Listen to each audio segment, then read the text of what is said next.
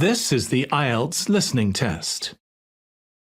You will hear a number of different recordings and you will have to answer questions on what you hear. There will be time for you to read the instructions and questions, and you will have a chance to check your work. All the recordings will be played once only. The test is in 4 parts. At the end of the test, you will be given 10 minutes to transfer your answers to the answer sheet. Now turn to Part 1.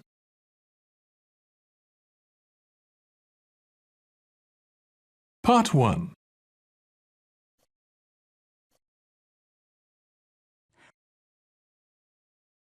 You will hear a man called David asking for information about how to place an advertisement for selling his laptop and other items. First, you'll have some time to look at questions 1 to 5.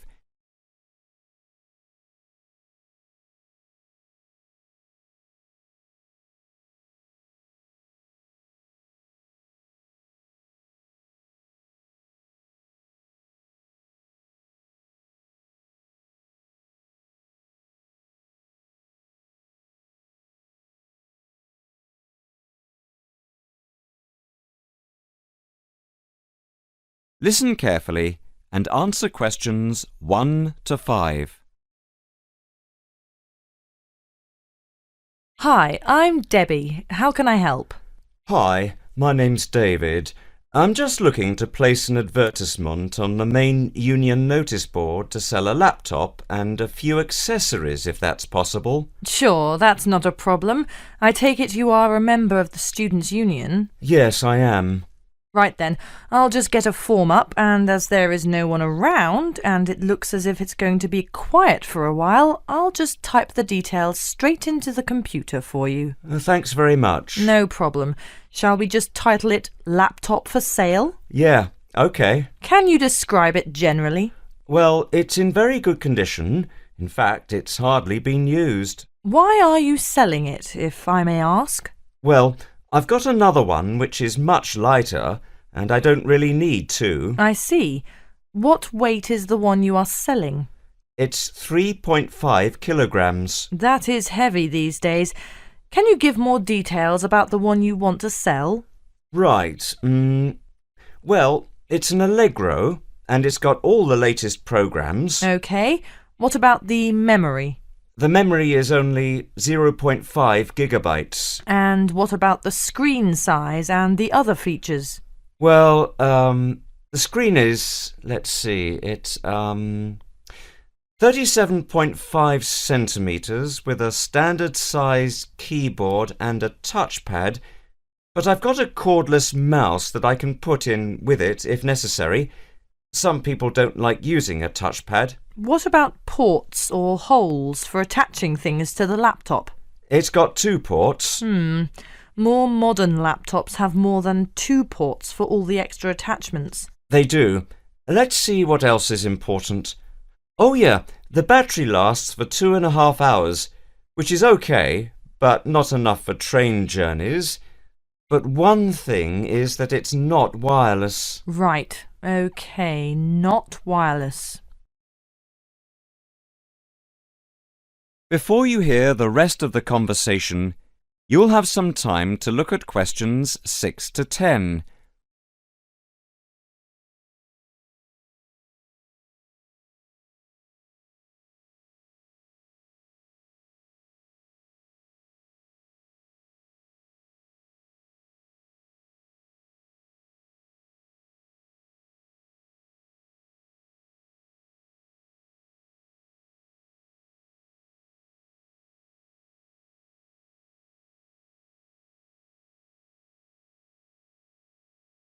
Now listen and answer questions 6 to 10.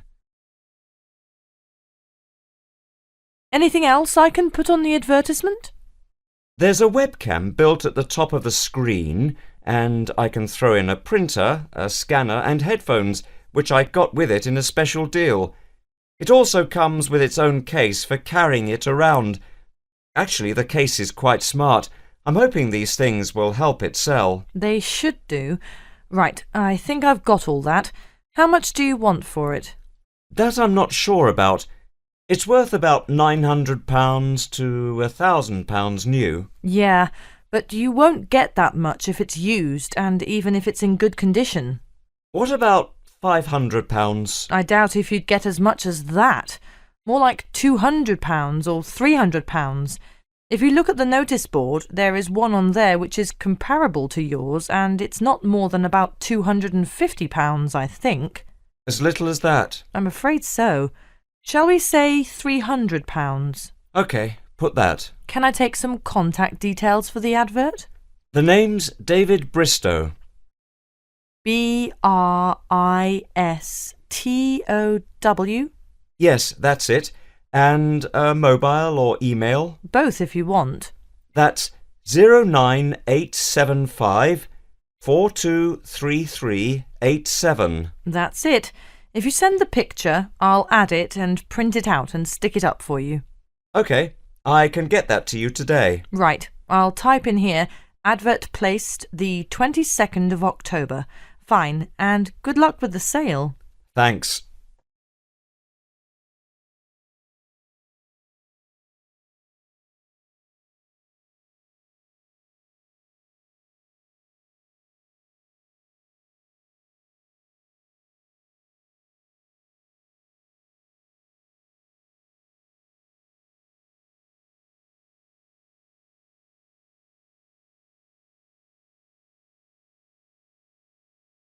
That is the end of part 1.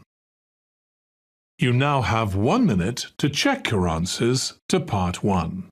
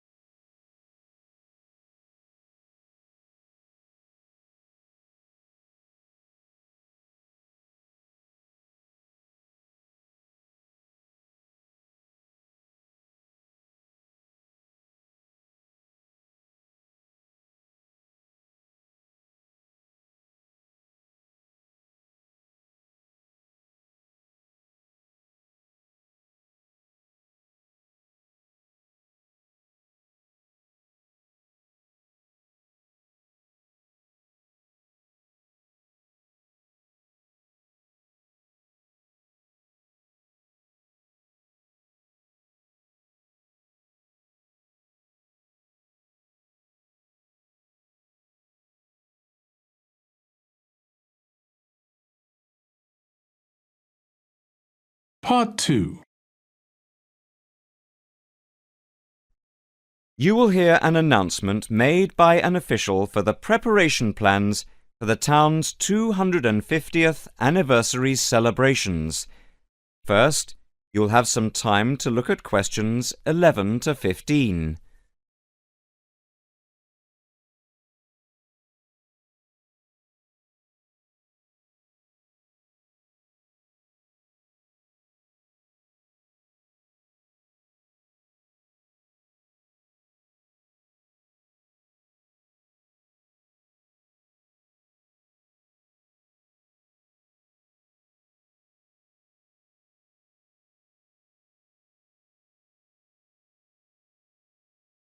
Now listen carefully and answer questions 11 to 15. And now for the preparation plans for the town's 250th anniversary celebrations. We are going to follow the same system we had last year, but with a few changes to increase the party spirit. First of all, this time we are going to make the concert on the beach open to everyone without charge. This is because we have been given money by the council for the celebration, and also because last year we had so many problems with keeping people out who had not paid. And on top of this, people will not have to pay for refreshments either, as these are being donated. Right now, we are going to divide into 4 teams. The first one, the beach team, will be responsible for cleaning up the beach on the Saturday morning, picking up litter, bottles, plastic bags, wood, and anything else that's lying around. Everyone is meeting at the beach shop at 8 a.m. It's an early start, but we want to give everywhere a good, thorough clean. We have had permission from the council to close the beach to get it ready for the anniversary celebration on Sunday. The second team will be responsible for setting out seating in the square for the speeches and prize giving. Again, an early start is preferable, but the vans with the seats can't be there until 9 a.m. So shall we say that everyone should meet at the village hall at 9:30? Starting then will allow extra time if the vans are late. Before you hear the rest of the talk, you will have some time to look at questions 16 to 20.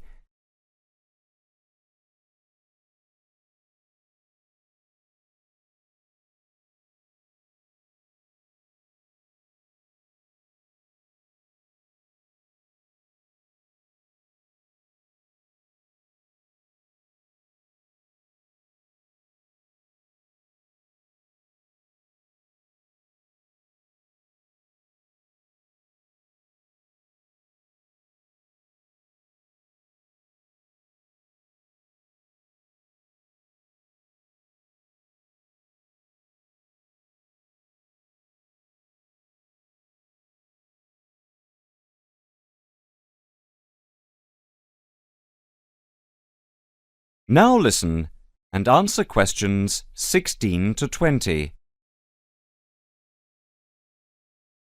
Now the third team will be the judges. For each of the various competitions we will have 3 judges. On the whole, they will have had experience of judging before. There will be a boat race, a swimming competition, and the best fancy dress. A cash prize will be given to the winner in each category, and for the 2 runners-up there will be book tokens.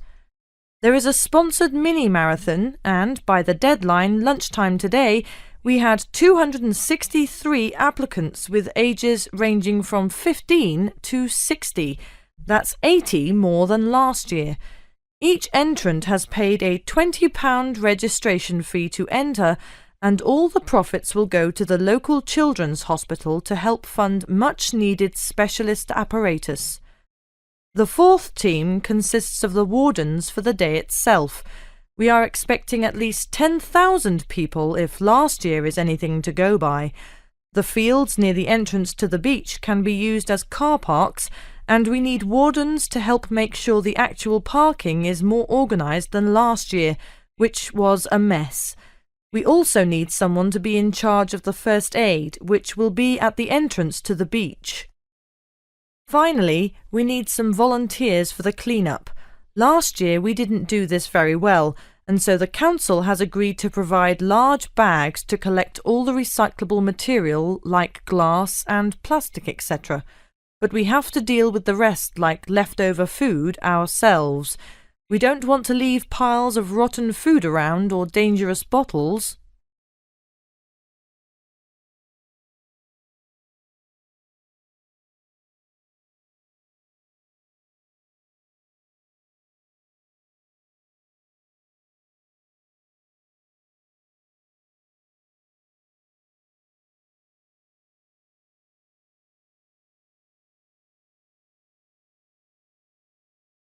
That is the end of part 2. You now have 30 seconds to check your answers to part 2.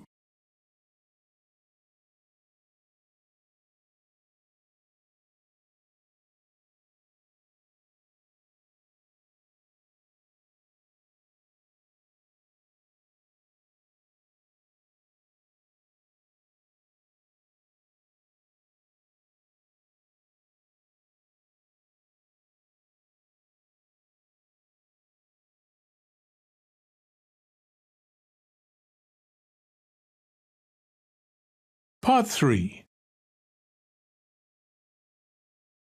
You will hear a tutor and a student discussing a research project. First, you'll have some time to look at questions 21 to 26.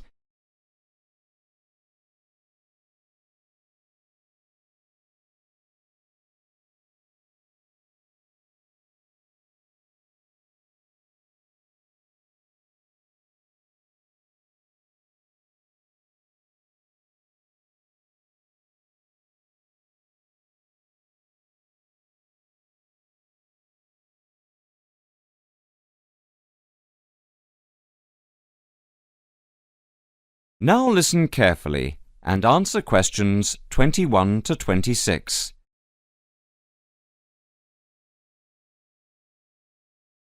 OK, is everyone ready? Over the past 2 weeks, we've been listening to different students giving a presentation on their research projects. So, for this morning's session, I'd like to invite Susan to take the floor. For my project, I looked at different types of study techniques and tried to ascertain what students' opinions of the different methods were. I began with lectures because, of course, they're something we're all familiar with. Now, the problem with lectures is that you have to sit and listen for quite a long time, sometimes maybe as much as 1 hour. Yet people's average concentration span is only about 20 minutes.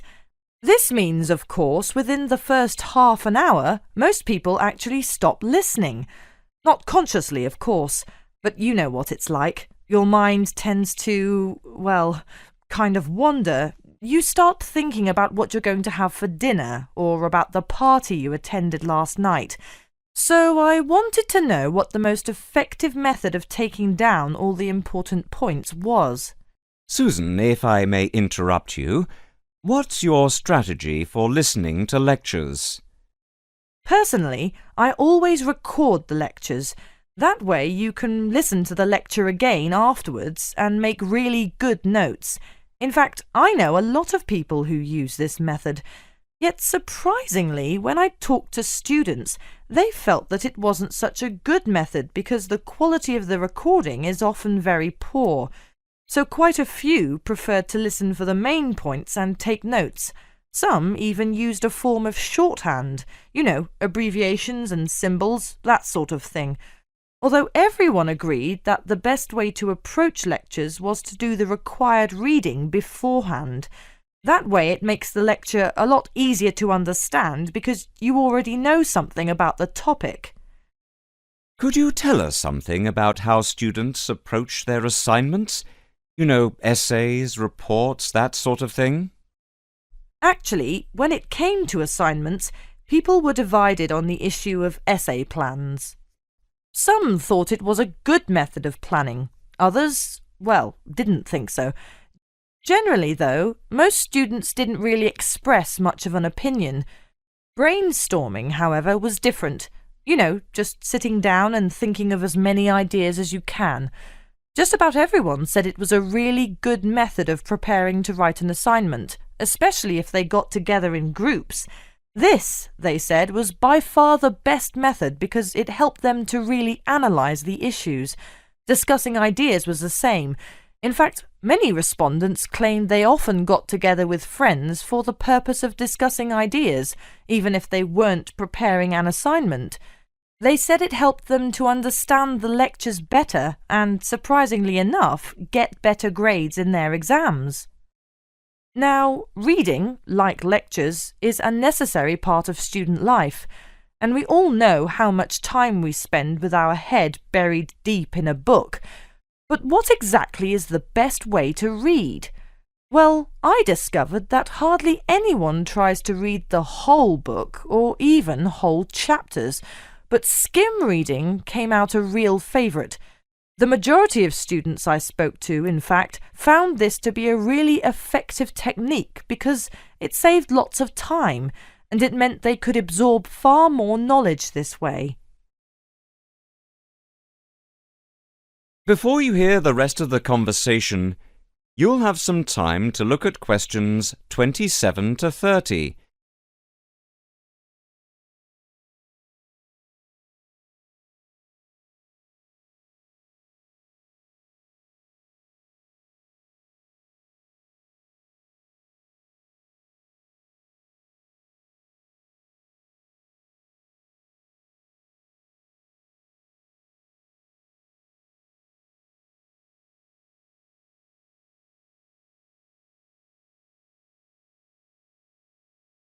Now listen and answer questions 27 to 30.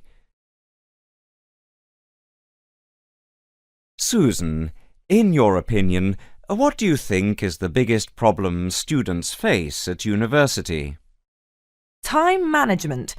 What I mean to say is that it's a much underestimated skill, and because it's underestimated, it's an area often neglected by students, especially young students who are used to other people planning their time for them. So I set about asking students exactly how they planned their time. Interestingly, however, nearly everyone said that time management was significant, yet few people actually used the technique. Most commented that they were too busy with their studies. When it came to studies, I found that the vast majority of students worked part-time, generally in the evening, which most respondents claimed was the best time to study because they'd been thinking about the subject all day and many ideas were fresh in their minds. In fact, they said having to work was the biggest burden they had because it meant they couldn't study in an evening and had to study on weekends instead, when they needed to relax and forget about their studies.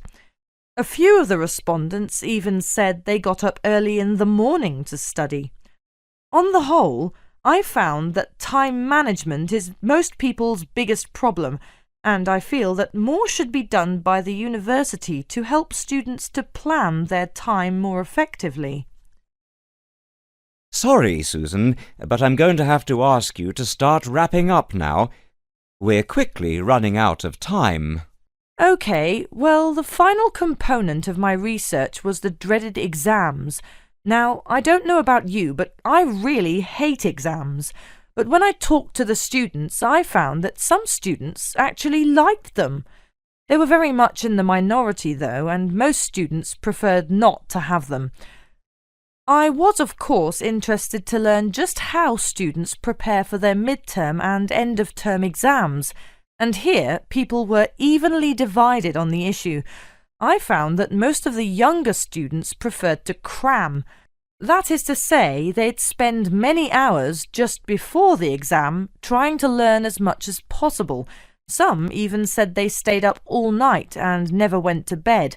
And this was because they were too interested in their social life to pay much attention to exams during the term. Older students, however, were much more conservative. They tended to read much more widely and spend time thinking about the topic, making notes and so forth.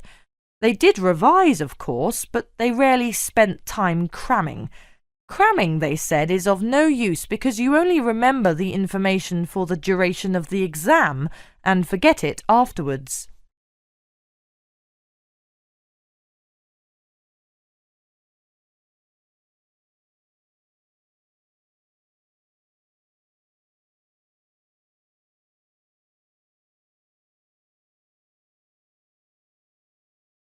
That is the end of part 3.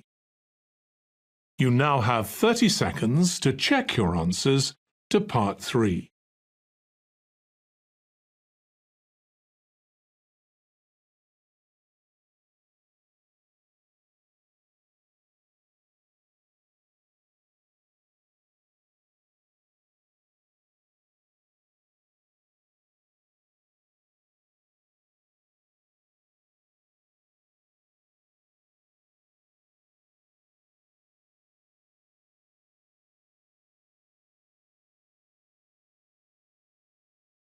Part 4.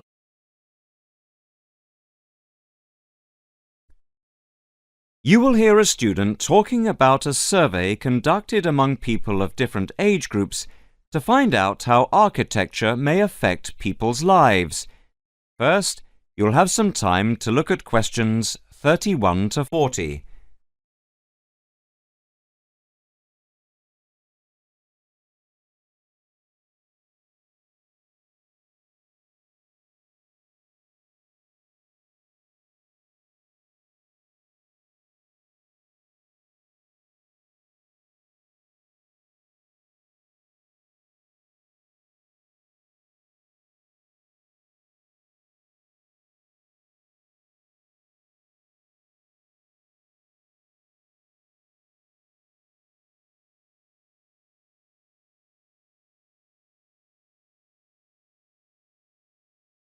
Now listen carefully and answer questions 31 to 40. My group has been doing a project on the importance of architecture in people's lives and whether it has any impact on the lives of people in general. The main part I have played is in the collection of data to find out what effect, if any, various buildings have on people's mood, i.e., whether ugly buildings make people unhappy and whether beautiful buildings do the opposite. We had originally thought of starting measuring people's reactions by using a questionnaire with about 40 questions, which we were going to hand out to people, including students at the university. But we were worried that doing the questionnaire would be too time-consuming for people to fill in, so we gave up the idea. I then asked several of the postgraduate students for advice. One of them came up with the simple idea of showing people images of various buildings from different eras and styles instead of giving out the questionnaire, and asking them to indicate how they felt on a scale of 1 to 5 about the images, where 1 was unhappy and 5 was very happy. People would also be given the option of not saying what they felt. Using the scale meant that it would be much simpler to record people's reactions. I decided to follow this advice, and so the first stage was to collect a large number of images. I used Google to print off colour images of views of houses and apartment blocks where people live, and different types of buildings where they work. I started with about 30 or 40 and reduced them to 10 images. Media resources in the Amory building at the Judd Street branch of the university helped me produce the final images. I had them blown up to A4 size, and we used colour rather than black and white to make the detail on the images clearer. We made 5 sets of images, and for protection when handling, we pasted the images onto hard card. Then, using a machine to wrap them with plastic, we laminated the cards. 5 of us targeted different age groups. We went to a local school where we obtained permission to ask a group of teenagers between 11 and 18. We also asked a sample of the general public, including tourists from all over the world, as they exited the Tate Modern in London, what they thought. We aimed to ask people from different age groups, namely 20 to 40 and 50 and over. What our group learnt most from the project was first of all the value of teamwork, and secondly, we found that we had to appoint a leader to stop us pulling in different directions and falling apart, so this turned out to be an invaluable lesson for all of us. As to the findings, for us they proved intriguing. In the end, the sample consisted of 311 respondents. I thought initially that people wouldn't be interested in taking part. With the youngest age group, their reaction was very mixed. It was clear that the youngest group had no pattern of preference at all, as they frequently gave no reaction to the pictures. For the 20 to 40 age group, we found that they tended to score more in the middle range, around 3. We found that out of the 3 groups, the most likely to be favourably affected by the images, that is, they were more likely to score the images as 5, were those aged 50 and above. And nobody in this age group failed to say what their reaction was, which was unique for the 3 groups. In total, I have to say that about 71 people indicated that they had no reaction at all to an image. Our general conclusion is that we need to find out more about why people react as they do, by perhaps giving them a chance to give reasons for their decisions. I would like to finish there and give my teammates a chance to add anything I have missed or take any questions or suggestions.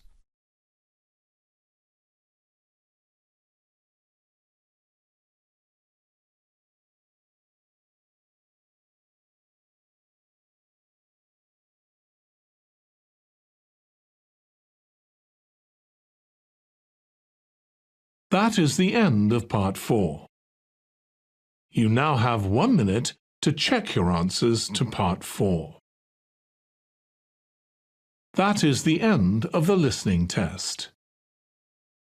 In the IELTS test, you would now have 10 minutes to transfer your answers to the answer sheet.